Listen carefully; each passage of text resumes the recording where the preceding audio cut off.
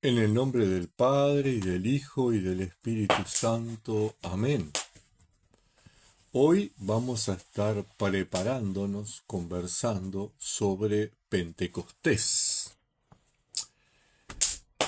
Nos relata Juan en el Evangelio, capítulo 20, versículos 19 al 23.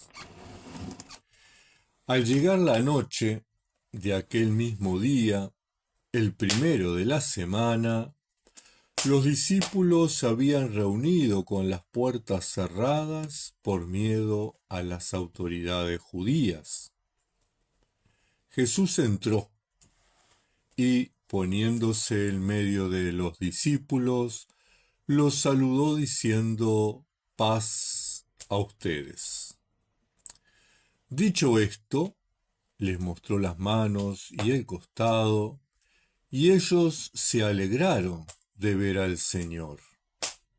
Luego Jesús les dijo otra vez: paz a ustedes. Como el Padre me envió a mí, así yo los envío a ustedes. Y sopló sobre ellos y les dijo: reciban el Espíritu Santo. A quienes ustedes perdonen los pecados, les quedarán perdonados, y a quienes no se los perdonen, les quedarán sin perdonar.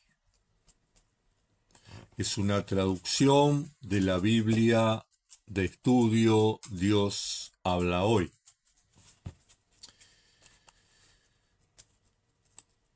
El relato del Evangelio que se nos propone en este momento es una narración teológica, no histórica.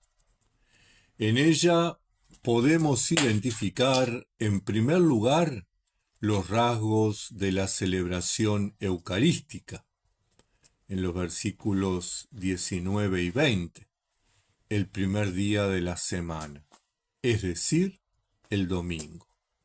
Los discípulos se habían reunido, o sea, la comunidad cristiana está congregada.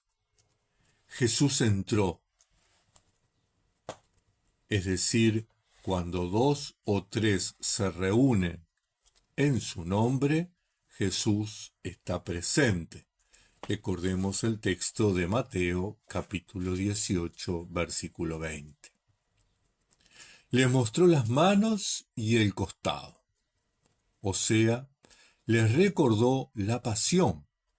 Ese que está presente en la comunidad reunida es el mismo que fue arrestado, juzgado, torturado y ejecutado.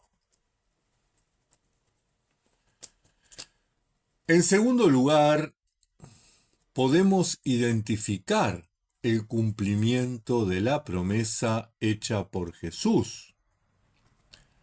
En Juan, capítulo 14, versículos 17 y 18. Recordemos que Jesús prometió el Espíritu Santo, prometió no dejar sola a su comunidad.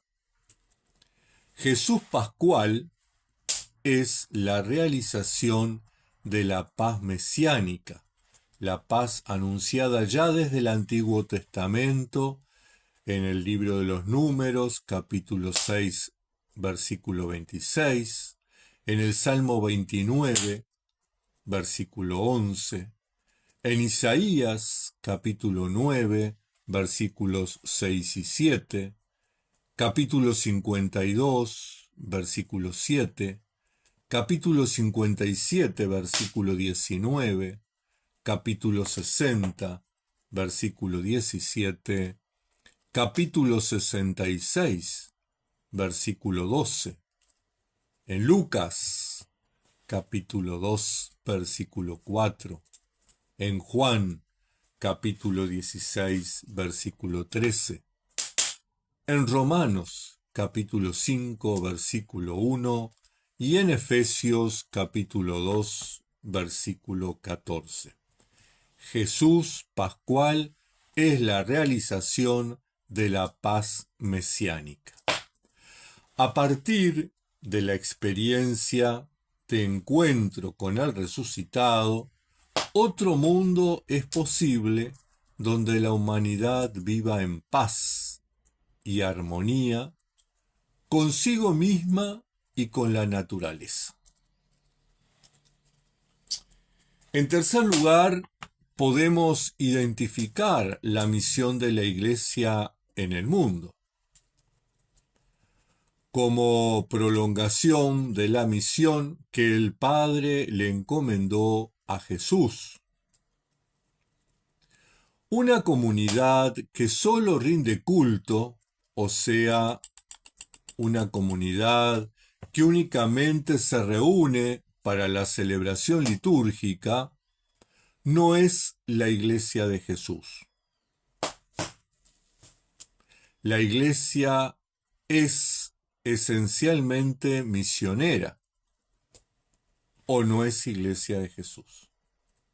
Y esto es fundamental. Jesús envía a sus discípulos y discípulas a transformar este mundo de injusticias, discriminaciones y opresiones en otro mundo posible que Él llamó reinado de Dios, que comenzó ahora, pero llegará a su plenitud en su retorno. En cuarto lugar, podemos identificar a la comunidad que celebra y es misionera sobre la que Jesús sopla. Así lo relata el versículo 22 del texto que leímos. Haciendo una nueva creación y un nuevo pueblo, restaurado.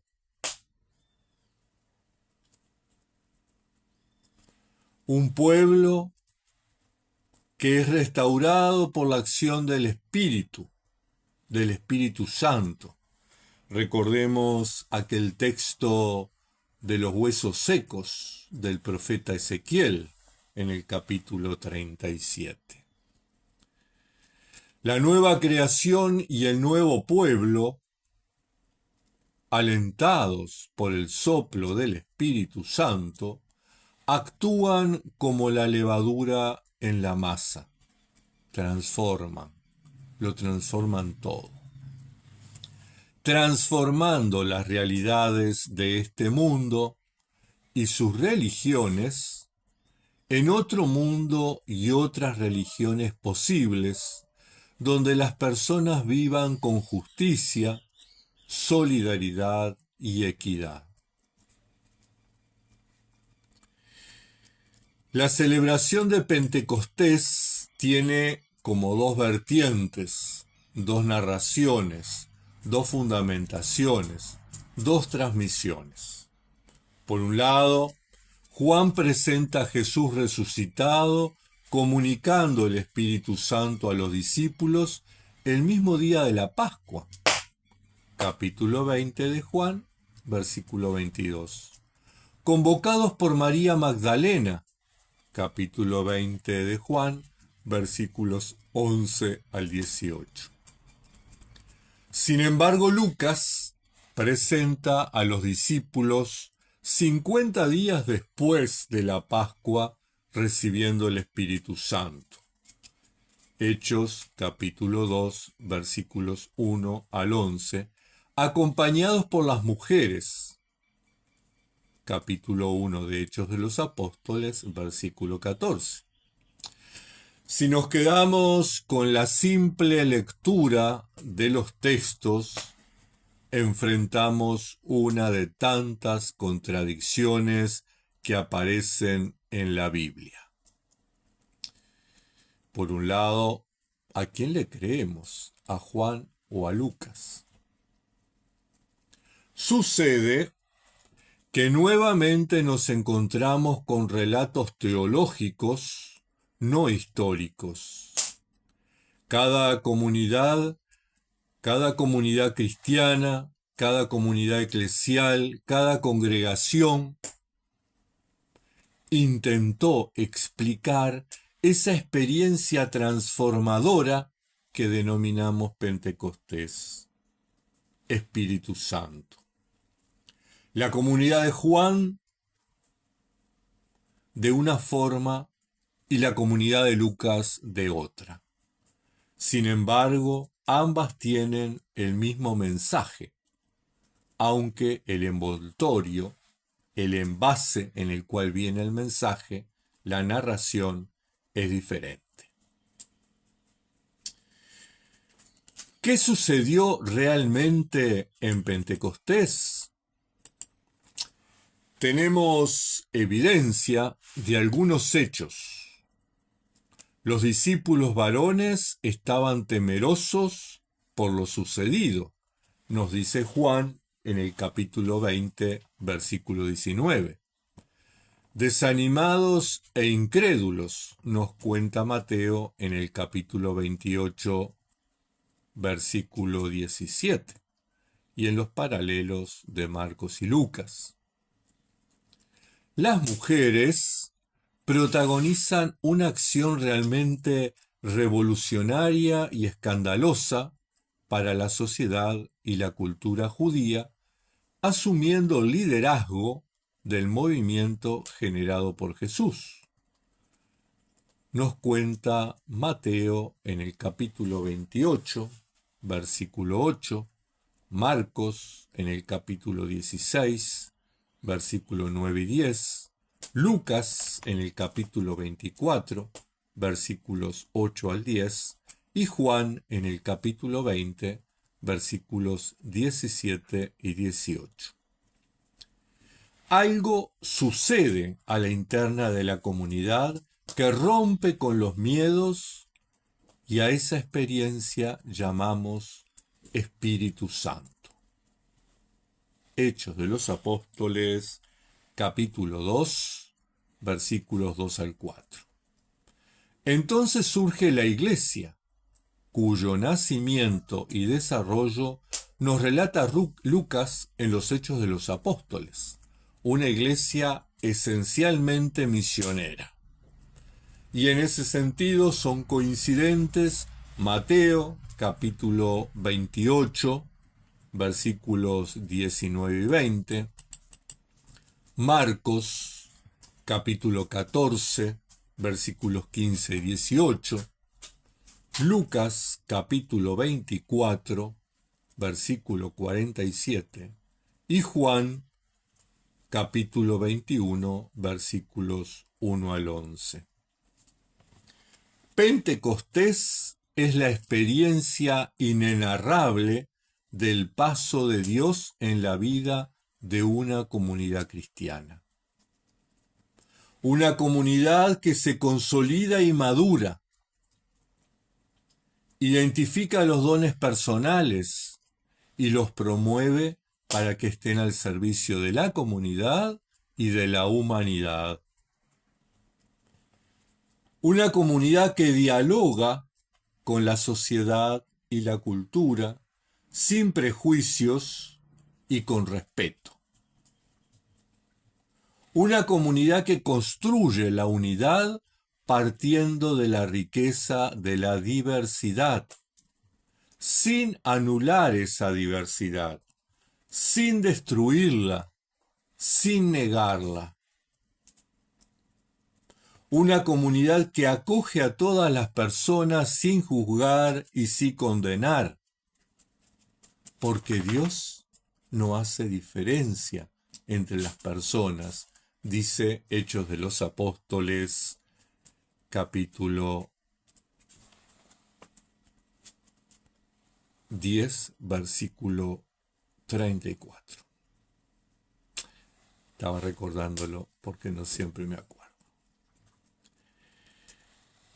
Una comunidad que logra entender la buena noticia y compartirla en actitud servicial y solidaria, en que se compromete en la construcción de otro mundo posible, donde la vida de todas las personas, sin exclusión, sea digna, plena y abundante, lo que algunos han llamado la civilización del amor.